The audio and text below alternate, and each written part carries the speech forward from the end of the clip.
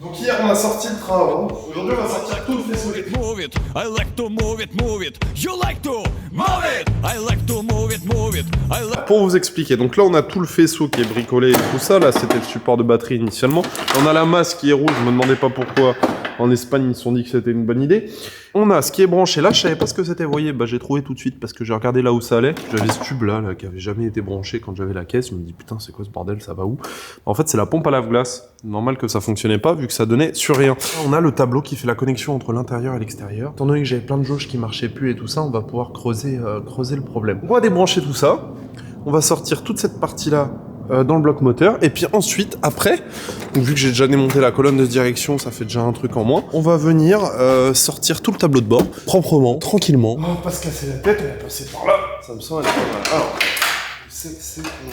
alors je pourrais marquer des trucs, mais vu que j'ai commencé à rien marquer, je pense que j'en mordrai les doigts après. On va voir, de toute façon, faut que je fasse le point, un truc qui ressemble à plus grand chose. Cette pièce là qu'on va démonter, et qu'on va séparer les câbles.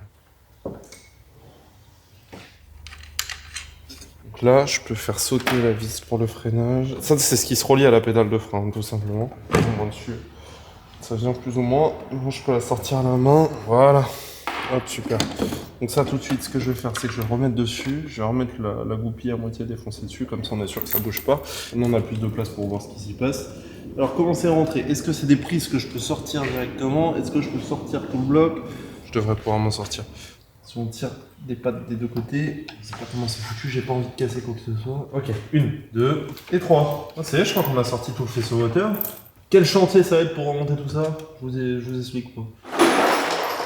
Oh, ça s'est bien retourné là-dedans, parfait. Ça va trop bouger.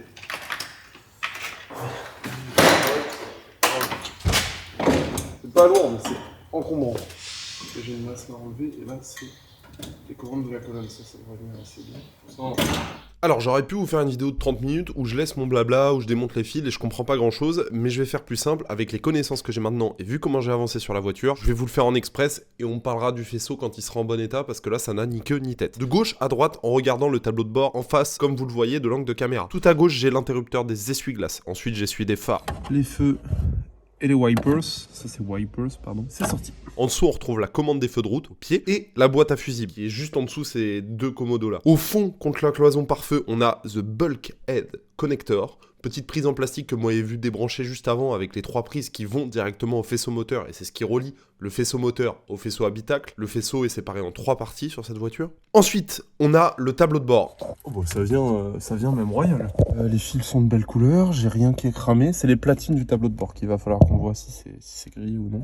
Qui se décompose en un circuit imprimé à gauche. Au milieu, on a le Neumann là où on met les clés. Et ensuite, j'ai un autre circuit imprimé à droite qui lui a juste failli me faire exploser la gueule. Un peu comme ça. Alors pour vous expliquer ce qui fonctionnait, le compteur au début fonctionnait, mais ça c'est mécanique, c'est avec un câble. Mais il a commencé à déconner en moment, je vous mettrai la vidéo, c'est assez marrant. Les jauges de température n'ont jamais fonctionné et de pression d'huile, etc. n'ont jamais fonctionné. L'éclairage tableau de bord fonctionnait et l'économètre, alors ça c'est un petit peu particulier, c'est sur ces voitures-là. En gros, c'est l'inverse d'un compte-tour. Plus vous allez à droite, mieux c'est. Plus vous allez à gauche, plus vous avez le pied dedans si vous préférez. Ça a marqué power, performance, idle, économie. Fonctionnait. Ensuite, les prises pour la radio, que j'ai pas. Oh la dégaine du câblage de l'antenne, c'est quelque chose. Hein. Les prises pour les moteurs d'essuie-glace. Celui-là, je ne sais pas ce que c'est. Je ne sais pas ce que c'est donc... On retourne sur la face avant du tableau de bord, on a les commandes de chauffage, derrière on a le bloc du chauffage qui est directement relié, et l'horloge subtilement ajoutée tout à droite, puisque j'ai mis 1 an et demi à comprendre qu'elle n'était pas d'origine. Je pense qu'ils ont repris un modèle qui allait sur des versions plus haut de gamme de chez Plymouth, mais c'est pour ça que c'est un branchement bizarre et qui a marqué Allemagne dessus. Donc bref, j'espère que vous avez un peu mieux compris mon faisceau électrique actuellement. J'ai fini de sortir absolument tout le faisceau de la voiture, sauf ce qui court à l'arrière pour les feux, etc. Je suis content parce que je comprends vraiment où ça va, ce que ça fait, etc. Alors bien sûr que je vais avoir des trous, bien sûr que le remontage va être difficile. Il n'y a pas de secret, surtout que j'ai jamais fait ça. Mais l'état des lieux est que j'ai bien fait de toute façon de le démonter. Le petit qui est là, hop, ça c'est le tableau de bord. Et ces fameux câbles qui ont cramé, qui sont là, et ça a cramé, et ça a été cramé jusqu'au panneau passe dans la partie baie moteur, qui était ici exactement. Enfin, c'est récupérable, c'est modifiable, c'est réparable. Est-ce que j'en achète un neuf? Est-ce que... Je sais pas, je réfléchis encore. Mais dans tous les cas, la voiture est complètement bel et bien à poil. Donc prochaine étape, faire un peu de place, aménager, ramener le pont, commencer à poncer en dessous pour que ça soit nickel, sortir les pièces de l'intérieur, démonter l'intérieur, faire un gros nettoyage. Je vais pas sortir le train arrière là parce que en fait, vu qu'elle est sur chandelle à l'avant, alors si, bien sûr que si, qu'on va sortir le train arrière dans cette vidéo parce que j'ai envie d'avancer, j'ai envie de vous passer les trucs chiants le plus vite possible et qu'on arrive à ce qui se passe aujourd'hui, maintenant. Donc là, je vous fais une compile de 30 secondes sur un résumé de 2 jours. C'est-à-dire, aller chercher le pont, chercher de quoi chauffer le garage, et on avait des voitures à Michel à trimballer parce qu'il a eu une location pour une avant-première d'Amazon Prime, donc on fait une sorte de drive-in. On emmène les voitures, on va chercher les voitures, et on revient au garage. Aujourd'hui, on déplace les voitures de Michel, une location, il y a 10 voitures qui bougent, il y a une organisation, on va faire je sais plus quoi dans je sais plus quel ordre.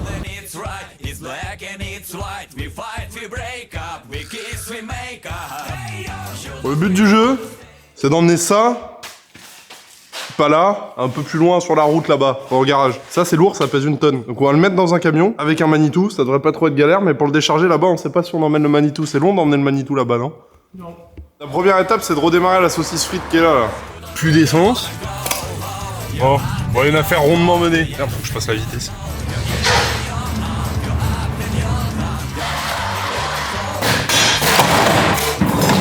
Wesh. Bon, une bonne chose de faite. Oh wesh. Oula.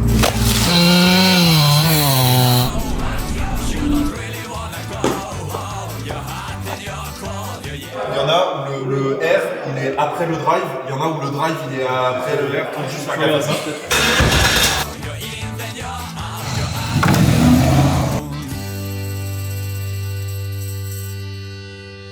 Elliot va vous faire un film extraordinaire, il va se mettre à l'entrée 36 voitures américaines qui sortent d'un hangar. Allez Elliot, à toi de jouer. Parfait, tracé à branchon, parfait les gars, parfait. À tout. L'armistice est signé. Parfait.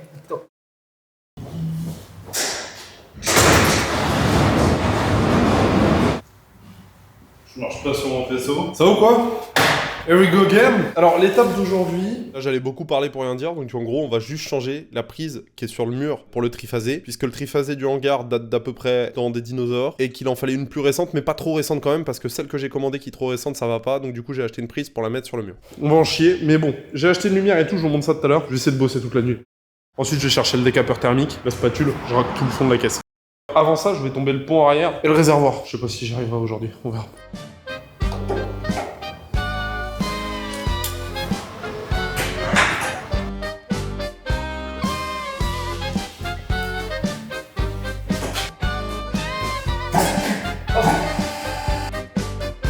Je suis content pour une première chose, déjà, je vais vous montrer tout de suite. Si on fait ça, qu'on va là... Alors là, ça le descend. Et qu'on fait ça, ça monte. Alors, je vais pas monter plus, pourquoi? Là, actuellement, vous devez le voir. Encore beaucoup de blabla pour juste dire que je sais pas équilibrer une voiture sur un pont. Donc là, j'ai mis 2 jours à brancher une prise, et là, tout de suite, ce que je vais faire, c'est enlever tout le bazar qu'il y a à l'intérieur, c'est-à-dire toutes les pièces que j'ai entreposées, et on démonte le pont arrière, c'est parti. Voilà. On montre ce que c'est devant. C'est parti.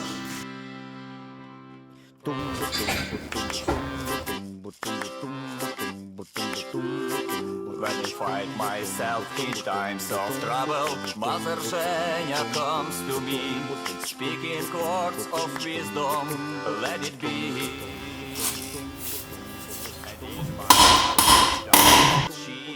Vous voyez, il y a un L. L, inversé.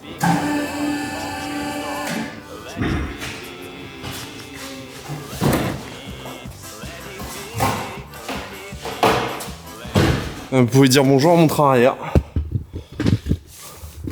J'ai Bill Stein, s'il vous plaît, messieurs, dames, derrière. Alors, vous voyez, tout est déconnecté, on n'a plus que le pont au milieu. Ce qu'on va faire, c'est qu'on va le sortir des lames de suspension, pardon.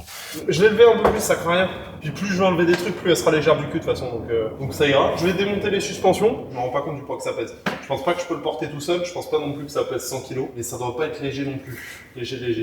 Mieux pour vous expliquer, de vous faire un fantastique schéma. La flèche verte représente le sens de la marche, donc l'avant de la voiture. Les grands traits rouges que je fais, ça représente les lames de suspension, et là je vais prendre le jaune et dessiner le pont, à commencer par les tambours sur les côtés. Le cône au milieu représente le pont avec l'autobloquant à l'intérieur qui va vers l'arbre de transmission et l'avant de la voiture. Ensuite, en bleu, je vais matérialiser les 4 écrous qui viennent tenir des U en acier qui viennent maintenir le pont sur les lames. C'est uniquement ça. Ça se prend sur une pièce dont je connais pas le nom, mais qui vient aussi fixer l'amortisseur.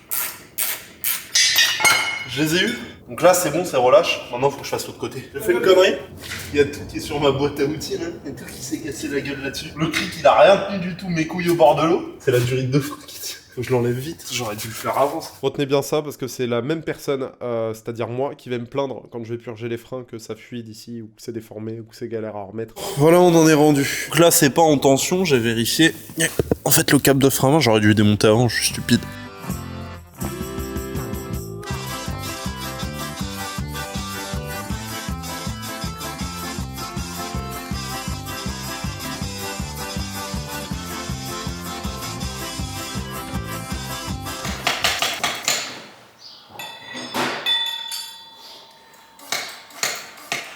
Ça marche? Ça fonctionne bien, hein. Fais gaffe là, qu'il arrive pas d'ici là. Oh, c'est trop classe. Ça va être long et c'est bien. Oh oui, ça. Top. Là, on est bon. Il sort de là-bas ou pas? Ouais, je pense. Là, ça vient pas. Non, mais il doit être tendu. Il boit un bon coup là. Vas-y, tire, oui. Ouais, c'est bon, ça, tout bouge. ça Ouais. Ouais, ça vient, ça vient. Oh, ça fait des craquements. Oh, il y a tout qui vient. Les cons. Quoi? Là, il tape là. Coffre même. Il y a ça, effectivement. Fais gaffe hein, dans le coffre que ça bascule pas en arrière. Oula. Attends, vas-y, je vais t'aider, je te pousse. Merci. T'as l'air bien là. Je m'en parle. Bien. Je suis persuadé qu'on peut démonter l'arrivée du réservoir. Ouais, c'est possible. Alors, comment on va sortir celle-là? Au bout là-bas, ça se défait pas? Si, mais. Le bout de mousse après il s'enlève, non? Bah, non, mais c'est pas ça le problème, c'est qu'après, elle est toute. Elle va partout là. Le problème, c'est surtout qu'un réservoir, ça sort pas comme ça. Il y a juste à tirer, c'est emmancher de force dans le tuyau. Et on n'a pas tiré assez fort, donc du coup, on a tout démonté au-dessus, mais ça ne sert à rien. Ah, ouais, d'accord. Et ici, et normalement. Alors attends. Ah, il bloque là. Putain, j'ai peur qu'il tombe dans l'eau. Voilà. Ah, ça va. Puis il tire en plus. Il est rempli ou pas? Ouais, c'est vraiment joli. Pensez à gratter ce qui peut se gratter avec ça et le décapeur thermique. Donc là, ce que vous allez voir, c'est la partie la plus compliquée du travail sur cette voiture. C'est-à-dire que je me suis mis dans la tête de tout gratter à nu en dessous pour pouvoir la remettre au propre. Le Blackson qui était en plus ou moins bon état. J'ai eu la bonne surprise de voir qu'il n'y en avait pas trop en dessous, mais avant de voir ça, c'est surtout qu'il a fallu décaper. Décaper à coups de spatule, décapeur thermique, brosse métallique. D'ailleurs, au début, j'avais commencé avec une meuleuse qui était beaucoup trop grosse, qui a failli m'atomiser le bras. Et heureusement, mon pull a pris. Et j'ai arrêté. J'ai arrêté pendant 1 an parce que j'avais d'autres choses à faire, d'autres projets que vous allez voir, mais surtout parce que j'avais l'impression de mal m'y prendre. J'avais l'impression de mal faire les choses, j'avais l'impression de perdre mon temps. En janvier 2023, je m'y suis remis. Et pendant 1 mois et demi, j'ai fait que ça à coups de 12 heures par jour, en ayant plus ou moins les bonnes techniques, en trouvant plus ou moins les bons outils que je vais vous énumérer ensuite. Et je suis arrivé au bout des choses. Alors bien sûr, j'ai pas un rendu parfait. J'ai pas ce qu'on va avoir quand on va plonger la bagnole dans un bain d'acide ou même au sablage ou à la coquille de noix ou encore en nettoyage cryogénique qui sont des trucs que j'essaierai à terme. Mais c'était le système D. Ça m'a coûté moins de sous, mais ça m'en a coûté quand même. Mon capital en brosse métallique a explosé. Et je suis content du résultat. Mais malheureusement, c'est un truc très chiant à vous montrer. C'est un truc qui est pas forcément très intéressant parce que c'est extrêmement redondant. Donc j'ai décidé d'aller vite sur cette partie-là. Et là, je viens de vous résumer 1 mois et demi de boulot acharné en 1 minute. J'ai quand même pensé à vous, c'est-à-dire que je vais vous dire ce que j'ai utilisé comme outil et les galères que j'ai eues, parce que s'il y a des gens assez fous pour se lancer dans quelque chose similaire à ce que j'ai fait, je pense que ça vous aidera de voir ça, parce que moi j'en ai vraiment chié. Et j'ai commencé avec des brosses métalliques épaisses, que je suis très vite venu mettre sur une meuleuse plus adaptée et plus petite, et j'ai nettement vu la différence. C'est des brosses qui résistent énormément à l'usure, parce qu'il y a ça à prendre en compte, au niveau des coûts que ça engendre. Mais je faisais avec ça, j'avançais, et c'était long et chiant. Et je me disais, putain, il y a forcément un moyen pour aller plus vite. Alors j'ai essayé avec les disques classiques de ponçage, les disques à poncer. Ça marche très bien quand c'est de la peinture. Et faites gaffe à pas chauffer et à déformer votre tôle. Mais ça, dans la baie moteur qui était juste peinte, ça a été nickel. Sauf que ça n'allait toujours pas là où il y avait du Blackson. Alors, j'ai ressorti comme au début le décapeur thermique, qui est d'ailleurs pas excellent. Celui-là, je vous invite à prendre quelque chose de vraiment violent si vous voulez que ça aille vite. Et au-delà de ça, je sais qu'il y a des mecs qui flambent carrément le Blackson parce que ça le décolle vraiment beaucoup. Donc j'y suis allé avec ça, avec la spatule, mais surtout avec une brosse métallique fine. Et ça marche beaucoup mieux. Ça fait énormément de poussière, mais ça marche beaucoup mieux. Mais l'autre inconvénient, c'est que ça s'use très vite et que du coup, on se retrouve vite à dépenser des 1000 et des cents dans les brosses métalliques. C'est pour ça que je suis le meilleur client du mois chez Bricomarché. Après ma pause d'1 an et être revenu en me disant il faut que j'y arrive, j'ai cherché des solutions pour atteindre les angles parce que je savais pas comment j'allais y arriver. Et forcément, à la différence du sablage et de plein d'autres choses, il y a des endroits que j'ai pas pu forcément atteindre. Et ça, malheureusement, ça fait partie de la seuil de tolérance que vous allez vous fixer concernant votre voiture. Est-ce que vous êtes prêt à dessouder des tôles pour pouvoir atteindre tel ou tel endroit, ou est-ce qu'il est préférable de l'envoyer dans un bac d'acide? Moi, j'ai fait l'entre-deux. J'ai tout fait à la main, mais il y a des endroits où c'était compliqué. Je vous rassure, il n'y en a pas beaucoup. Pour les angles, et je dois parler de cet outil-là qui est fantastique, que j'ai pas payé très cher, de marque Einel. De tête, c'est 80 €. J'y croyais pas trop, mais c'est un marteau à aiguille. C'est-à-dire que les aiguilles viennent être projetées par la force pneumatique, donc avec ça, il faut un compresseur assez puissant, mais c'est pas trop demandant non plus. Et les aiguilles viennent taper une à une, soit en même temps, soit celles qui ont la possibilité de le faire, et ça vient enlever toute la merde qu'il y a par-dessus votre tôle. Vous n'allez pas avoir un rendu parfait comme avec de la brosse métallique ou une meuleuse avec de quoi meuler au bout. Non, vous allez avoir un rendu où la tôle garde son aspect peint ou quoi que ce soit, mais toute la merde qu'il y avait à décoller est partie et ça m'a permis de faire tous les angles. À côté de ça, dans les angles, on a la lime électrique à aiguille, c'est-à-dire que c'est une longue lime qui vient enrouler du papier à poncer assez rapidement. C'est assez chiant, ça sort tout le temps, mais ça vous permet aussi d'atteindre facilement certains angles. Et mine de rien, ça m'a sorti de la merde aussi. À côté, on a la Dremel que j'ai utilisée avec des lots de brosses pas forcément incroyables parce que ça s'use extrêmement vite et ça coûte très cher, mais ça m'a servi dans pas mal de trucs et notamment certains détails. Et sa grande sœur, la fraiseuse pneumatique, je crois que ça s'appelle comme ça, que j'ai eu dans un coffret Michelin à 100 balles avec une péteuse et d'autres trucs, qui a très bien marché, à laquelle on vient ajouter des brosses qui sont en forme circulaire au bout, un peu à l'image de ce qu'on peut mettre sur une visseuse. Ces brosses s'usent extrêmement vite parce qu'en général c'est pas très solide, mais ça marche super bien. Surtout la brosse pinceau va être ici. Bon, celle-ci vous l'avez en exemple très usé, et en fait c'est une brosse qui va s'apparenter à un pinceau, et quand vous la faites tourner très vite, les brins s'écartent. Je pense pas que ça soit fait pour et que c'est pour ça que ça s'use vite, mais ça vient chercher partout. Et ça a vraiment bien fonctionné. Donc je crois que là on a fait le tour. Décapeur thermique, meuleuse, Dremel, fraiseuse pneumatique, lime, différents disques. Mais il y a un disque duquel je veux vous parler. Malheureusement j'en ai plus des neufs, c'est ça. Alors ça, de base quand c'est neuf, ça ressemble à un truc comme ça, circulaire. C'est un peu une forme d'éponge rigide. C'est vraiment, ça a la même tronche qu'une éponge jaune avec laquelle vous faites la vaisselle, mais imaginez ça de manière rigide. Ça, j'y croyais pas une seconde et c'est ce qui marche le mieux. Ça arrache. Si c'était à refaire, je le referais pas. Et surtout, je me fabriquerais une rôtissoire ou quelque chose comme ça pour pouvoir mettre la caisse sur le côté et avoir plus de facilité. Mais au-delà de ça, c'est que je trouverais des solutions tierces pour vraiment pouvoir avoir un rendu parfait partout. Mais comme vous allez le voir dans le prochain épisode de la semaine prochaine, cette caisse ne sera jamais parfaite et j'ai vraiment voulu faire un éco-budget qui fonctionne. Donc j'ai hâte de vous montrer ça. J'ai préféré éclipser tout ce qui était chiant et pouvoir attaquer le remontage. C'est Elliot, bienvenue sur Chococar et je vous dis à la semaine prochaine. Move it! I like to move it, move it. I like to move it, move it. I like to move it, move it. You like to move it! Je savais qu'il fallait pas envoyer 75, je le savais.